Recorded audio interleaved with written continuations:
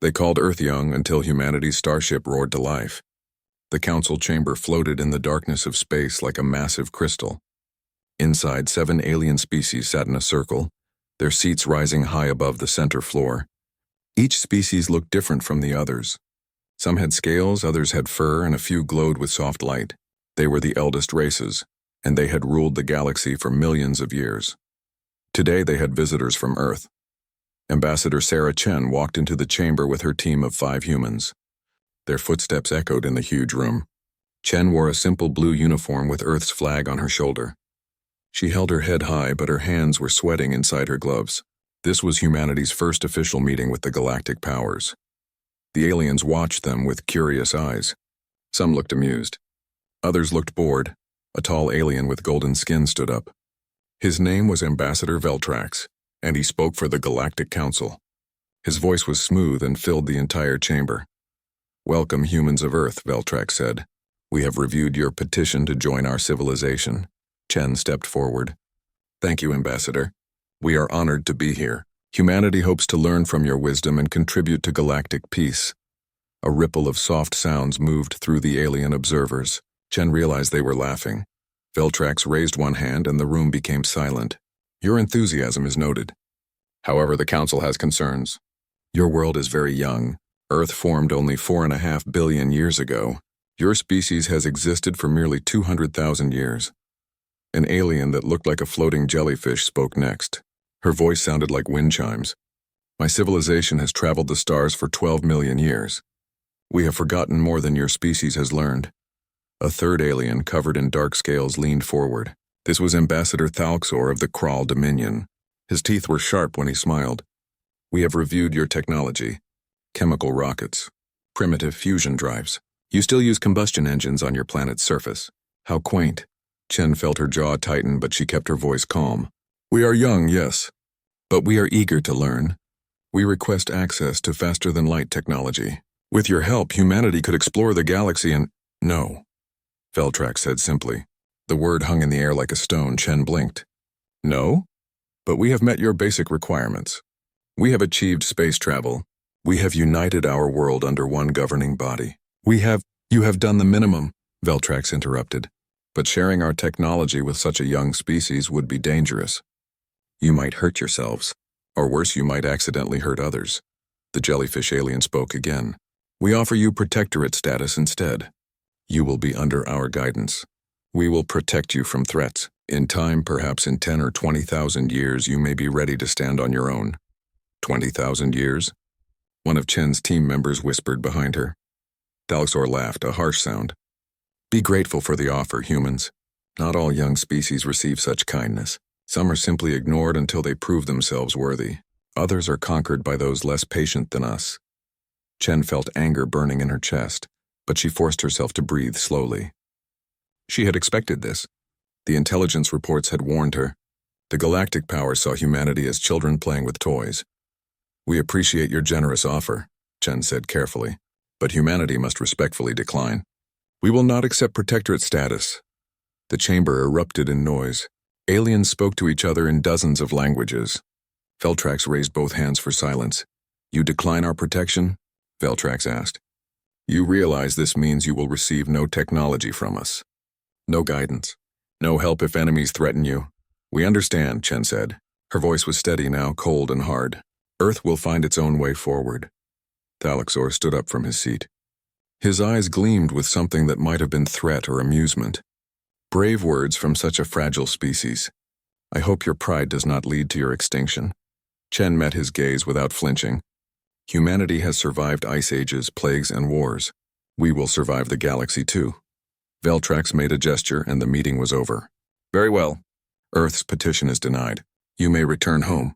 If you change your minds about the protectorate, the offer remains open for the next century." Chen bowed slightly.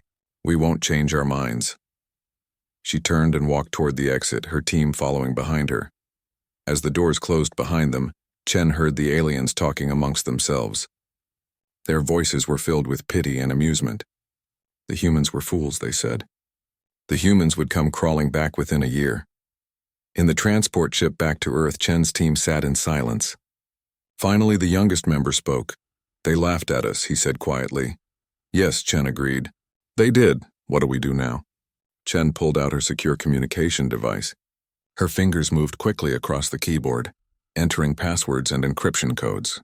She typed a single message and sent it back to Earth. The message had only 3 words. Project Lazarus greenlit.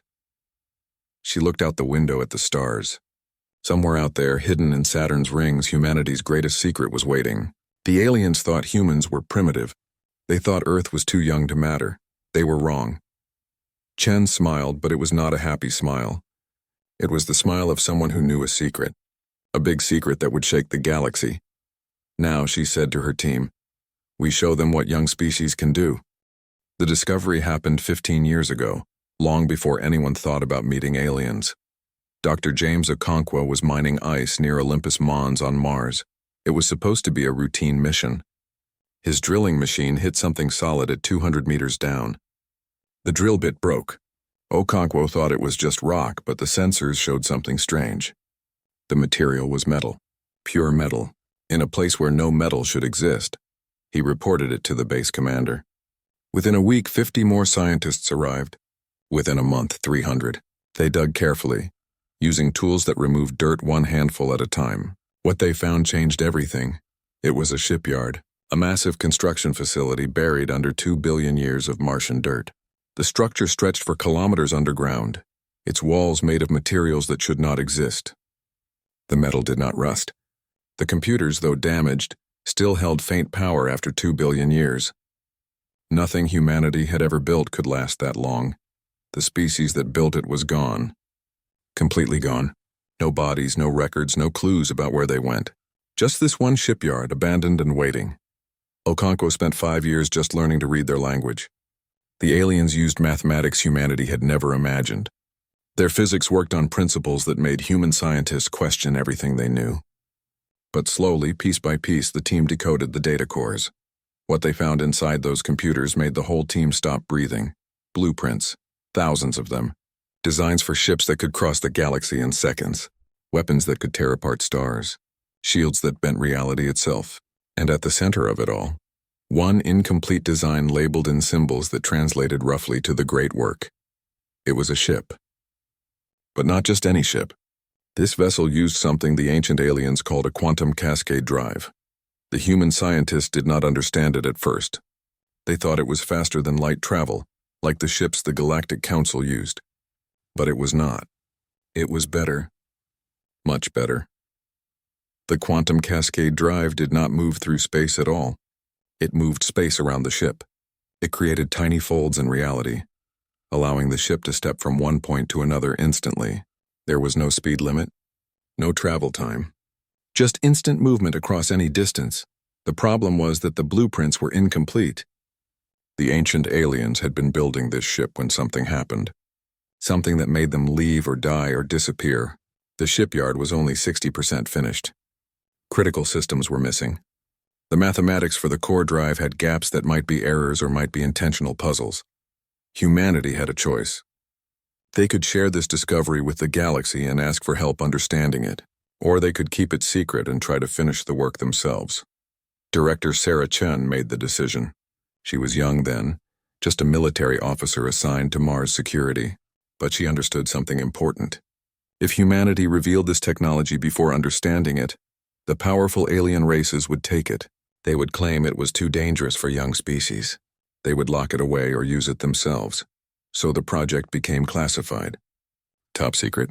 Only a few hundred people in the entire solar system knew about it. They called it Project Lazarus after the man who rose from the dead in ancient stories. Because that is what they would do. They would bring this ancient technology back to life. The work was slow and dangerous. 3 scientists died when they accidentally activated a containment field. The field existed in 7 dimensions at once, and the human bodies could not survive in that space. After that, they were more careful.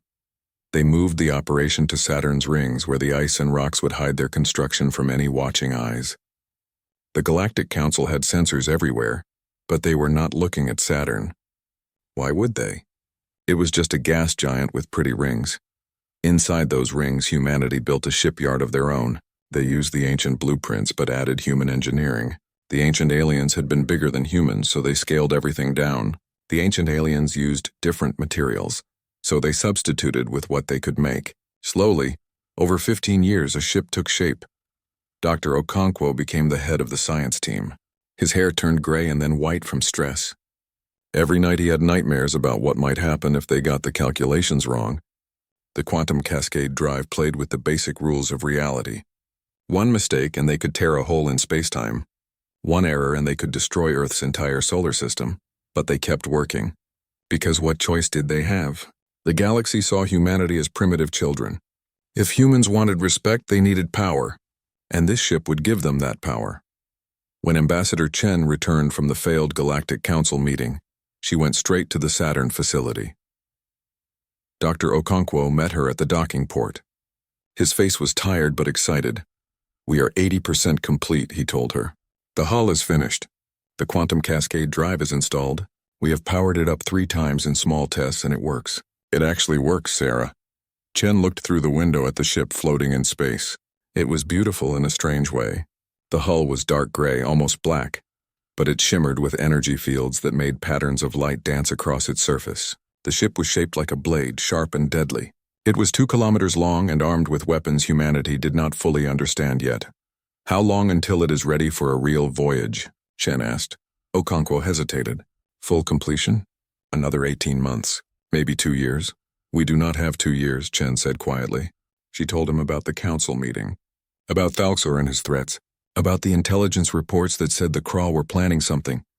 If we launch now with the ship incomplete, we might die," Okonkwo said. Chen looked at him with hard eyes. "If we do nothing, Earth might die. Which risk do you prefer?" Okonkwo had no answer for that. Outside the window, the ship waited in the darkness filled with ancient power and modern human hope. 6 months passed after the failed council meeting. Earth continued its normal life. People went to work. Children went to school. Nobody knew that danger was coming. But in the secret intelligence centers, alarms were ringing. The Krall Dominion was moving. Their war fleets, which usually stayed near their home systems, were spreading out across the galaxy. Small alien civilizations began disappearing. Some surrendered without a fight. Others tried to resist and were crushed. The Galactic Council held meeting after meeting. They talked and debated and discussed. But they did nothing. The Krall were too powerful. Nobody wanted to fight them. So the Council made excuses and looked the other way. Commander Thalxor, the same Krall who had mocked humanity at the Council, was leading the expansion. Intelligence reports said he was angry about Earth's refusal of protectorate status. In Krall culture, saying no to a superior was a grave insult. Insults required punishment. Earth's defense satellites picked up the Krall fleet 3 weeks before it would arrive. 40 warships. Each one was 3 times bigger than Earth's largest military vessel. Each one carried enough weapons to level a city in seconds. Panic spread quickly. The news networks could not hide it. People saw the reports and understood what was coming. Earth's military had good ships, but not enough. Humanity could put maybe 15 vessels in space to defend their home. 15 against 40. The math was simple and terrible. World leaders held emergency meetings. Some suggested surrender. Others wanted to fight even though they would lose. A few suggested running, evacuating as many people as possible to the moon colonies and Mars bases. But there was not enough time. Billions would die. Sarah Chen, now Director of Planetary Defense, sat in a conference room with presidents and prime ministers from every nation. Her face was calm, but her heart was racing. This was the moment. Everything depended on what she said next. "We have one option," she said. "Project Lazarus." Most of the leaders looked confused. Project Lazarus was so secret that only a handful of people knew about it. Chen spent the next hour explaining. The ancient shipyard on Mars, the impossible technology, the ship hiding in Saturn's rings. One president, an old man from the European Federation, shook his head. "You built a warship using alien technology we do not understand? That is insane." "Yes," Chen agreed. "It is insane. But it is all we have. Is the ship ready?" asked the Chinese premier. Chen hesitated. "It is 80% complete. Some systems are untested. The quantum cascade drive works in small jumps. But we have never tried a full power activation. The weapons are installed but not calibrated. The shields have gaps in coverage. So it might fail, the Premier said. Yes. It might fail completely. It might explode. It might tear a hole in reality and destroy everything within 1,000,000 kilometers. Chen looked around the table. But if we do nothing, the crawl will definitely destroy us. I prefer a chance over certain death. The vote was close. Some leaders refused to approve it. They said it was too risky. But the majority agreed. They had no choice. Project Lazarus was approved for immediate deployment. 2 days later, Chen stood in the command center of the Saturn facility. Through the windows, she could see the ship. Workers were still welding plates on the outer hull. Engineers were running final tests on systems that had never been fully tested. Everyone knew they were rushing. Everyone knew the risks. Dr. Okonkwo found her there. He looked like he had not slept in days. The crew is boarding now, he said. 500 people volunteering to fly in a ship that might kill them all. Did you tell them the risks? Chen asked. Yes, I told them everything. They still volunteered. Okonkwo rubbed his tired eyes. Captain Marcus Rivera is commanding. Good man, former Navy. He understands the stakes. What about you, James? Chen asked. Are you going? Okonkwo smiled weakly. Someone needs to operate the quantum cascade drive. I am the only one who understands the mathematics well enough. If we die, at least I will die doing something amazing. Chen put her hand on his shoulder. We are not going to die. You cannot promise that. No, Chen admitted. I cannot. But I can promise we will fight. That is more than the Krull expect from us. The ship launched 12 hours later. They named it the ISS Prometheus, after the ancient human myth about stealing fire from the gods. The name felt appropriate. Humanity was using stolen knowledge from dead gods.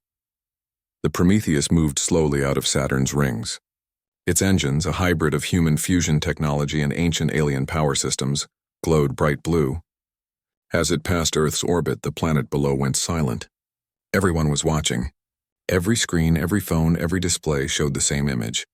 One human ship against the approaching Krull fleet. On the Prometheus bridge, Captain Rivera sat in the command chair. Director Chen stood beside him as civilian authority. Dr. Okonkwo was in the engineering section, surrounded by computers and holographic displays that showed the ship's systems. The Krull fleet has changed course, the sensor officer reported. They are moving to intercept us. Of course they are, Rivera said calmly. They probably think we are insane for challenging them with one ship. They would be correct, Chen muttered. Commander Thalxor's face appeared on the main screen. His sharp teeth were visible when he smiled. Humans, how amusing. You built one ship and think you can stop us? I will capture your vessel and take it apart piece by piece. Then I will hang your captain's body in orbit above Earth as a warning to other young species who dare to defy the Krull. Rivera kept his voice steady. Commander Thalxor, this is your only warning. Turn your fleet around and leave our system. We do not want to fight, but we will if we must. Thalxor laughed. You will try, little human. And you will fail. The screen went dark. Chen looked at Rivera. Well, that went about as expected. Orders, Director? Rivera asked. Chen took a deep breath. Take us to them, Captain. Let us see what this ancient ship can really do. The Prometheus moved through space like a dark blade cutting through water. Behind it, Earth waited and watched. Ahead, 40 Krull warships formed a wall of death. Captain Rivera checked his crew stations. Everyone was at their position. Some looked scared. Others looked determined. All of them knew they might die in the next hour. Distance to Krull fleet? Rivera asked. 2,000,000 kilometers and closing, the sensor officer replied. They are spreading out into attack formation. In the engineering section, Dr. Okonkwo stared at his screens. The quantum cascade drive showed green status lights, but his hands were shaking. They had tested small jumps before. Little hops of a few thousand kilometers. But what Rivera wanted to do was insane. Dr. Okonkwo, Rivera's voice came through the speakers. Prepare for quantum jump. Short range, just 50,000 kilometers. I want to test the system before the fight starts. Okonkwo swallowed hard. Yes, Captain. Calculating jump coordinates now. His fingers danced across the holographic controls. The mathematics were beautiful and terrifying at the same time. They were about to fold space itself. Jump in 10 seconds, Okonkwo announced. 9, 8, 7. The crew grabbed their seats. Nobody knew what jumping would feel like. 3, 2, 1. Engaging drive. The Prometheus vanished. For a moment that felt like forever and no time at all, the crew existed in a space between spaces. Reality twisted around them. Some crew members saw their own faces reflected back at them from impossible angles. Others heard voices of people who were not there. Time moved sideways, then they were back. Normal space. Normal reality, but they had moved 50,000 kilometers in an instant. Jump successful, Okonkwo gasped. His heart was beating so fast he thought it might explode. But there are side effects. Temporal echoes. The crew is experiencing minor quantum displacement. Will it kill us? Rivera asked bluntly. No, probably not. But we should not jump too many times or the effects might become permanent. Rivera nodded. Noted, but we do not have a choice. They are coming. The Kral fleet saw the Prometheus jump and began firing. Energy beams, plasma missiles, and kinetic rounds streaked through space. Most missed. A few hit. The Prometheus shields flared with light. The ancient technology held, but barely. Alarms blared on the bridge. Shields at 70%, Tactical reported. Another hit like that and we are in trouble. Director Chen stood beside Rivera's chair, her knuckles white from gripping the armrest. We need to get closer. The cascade drive is our only advantage. Rivera understood. In a normal fight, the Kral would win. They had more ships, more guns, more experience. But the Prometheus could do something they could not. It could appear anywhere instantly. Dr. Okonkwo, Rivera said into his comm, I need a big jump. Right into the center of their formation. Silence on the other end. Then a captain, the calculations are not complete. Jumping into a space with that many gravitational fields is extremely dangerous. We could scatter across dimensions. We could merge with their ships at the molecular level. I know the risks, Doctor, Rivera interrupted. But if we stay out here trading shots, we lose. Do we have a chance if we jump into their formation? Another pause. Yes, a small chance. But Captain, Director Chen leaned forward and spoke into the comm. Do it, James. Earth is counting on us. Okonkwo closed his eyes. He had spent 15 years learning this technology. He had sacrificed everything to understand it. And now he would use it in the most dangerous way possible. His fingers moved across the controls, entering coordinates that might kill everyone on the ship. Jump in 30 seconds, he announced. The Kral continued firing. The shields dropped to 50%, then 40, then 30. 15 seconds to jump, Okonkwo counted down. A Kral missile got through the shields and hit the hull directly. The ship shook. Alarm screamed. A fire broke out on Deck 7. 10 seconds. Commander Thalxer's voice came over the open channel. Your shields are failing, humans. Surrender now and I will make your deaths quick. 5 seconds, Okonkwo said. Rivera smiled coldly. Commander, you should have stayed away from Earth. Jump. The Prometheus vanished again. But this time the jump was different. More violent. The space between spaces felt angry, like they were trespassing somewhere they should not be. Crew members screamed as they saw things that should not exist. The ship itself groaned like a living thing in pain. Then they emerged. Right in the center of the Kral fleet, 40 warships surrounded them so close that their hulls were almost touching. The Kral had seconds to react, but seconds were not enough. Because when the Prometheus jumped, it brought something with it. Quantum distortions, reality warping effects that spread out from the jump point like ripples in water. The Kral ships, designed for normal physics, could not handle it. Their targeting systems went crazy. Their engines began misfiring. Their shields flickered and died. What is happening? Thalxer screamed on his bridge. His screens showed impossible readings. His ships were reporting system failures everywhere. On the Prometheus, Chen watched the chaos spread through the enemy fleet. They built their technology following the rules of normal physics, she said quietly. But we just broke those rules. Rivera opened a channel to the entire Kral fleet. His voice was steady and hard. This is Captain Rivera of the ISS Prometheus. Stand down immediately or we will demonstrate our full capabilities. Thalxer roared with rage. I will not surrender to a young race. All ships ram the human vessel. Destroy them! Chen looked at Rivera. Rivera looked at Okonkwo's image on the screen. Doctor, Rivera said calmly, activate the weapon system. Okonkwo's face went pale. Captain, that system is completely untested. We do not even know if it will work. It might, I said activate it. Okonkwo's hands moved across his controls one more time.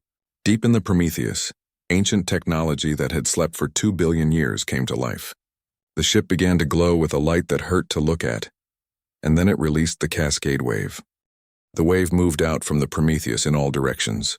It was not an explosion. It was not radiation. It was something the current galaxy had never seen before. A directed quantum cascade that touched every ship within range. Time stopped. Not completely, but enough. The Kral warships froze in space like insects trapped in amber. Their engines were still running, but so slowly that they barely moved.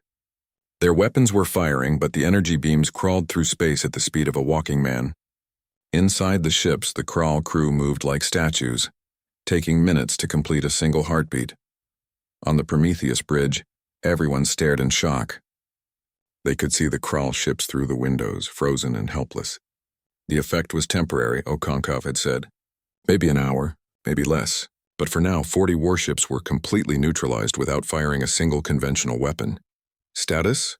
Rivera asked quietly. All Kral vessels are caught in temporal stasis, the sensor officer reported. Her voice was filled with awe. They are experiencing time at approximately 1/10,000th normal speed. Director Chen let out a breath she did not know she was holding. We won, Rivera shook his head. No, we survived. There is a difference. He opened a channel to Earth. This is Captain Rivera. The Kral fleet has been neutralized. Earth is safe. Back on Earth, billions of people watched their screens in silence. Then the cheering started. Cities erupted in celebration. People danced in the streets. Humanity had faced extinction and won. But in the halls of galactic power, the reaction was very different. The Galactic Council received the news within minutes. Their long-range sensors had watched the entire battle. They saw the Prometheus jump into impossible positions. They saw the Kral fleet freeze in time, and they understood that everything had changed. Ambassador Veltrax called an emergency session. Representatives from all 7 eldest races gathered again in the crystal chamber.